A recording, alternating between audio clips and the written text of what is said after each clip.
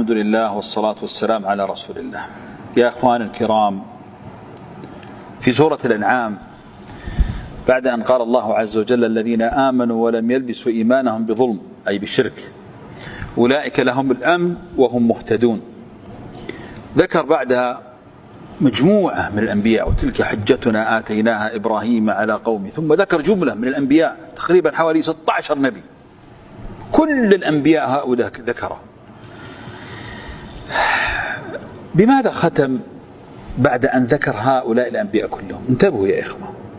قال الله تعالى ذلك هدى الله يهدي به من يشاء من عباده، يعني هذه الهداية التي وهبها الله لهؤلاء الأنبياء. ثم ماذا قال؟ قال ولو أشركوا لحبط منهم ما كانوا يعملون.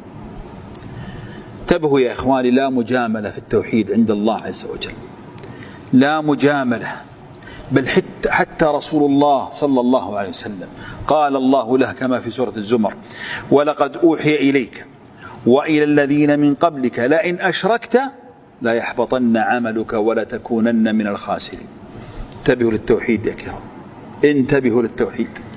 التوسل، دعاء غير الله، الطواف في قبر، الحلف بغير الله، الشرك الخفي، الشرك الأصغر، الشرك الأكبر. انتبهوا يا إخوة، جناب التوحيد عظيم عند الله عز وجل.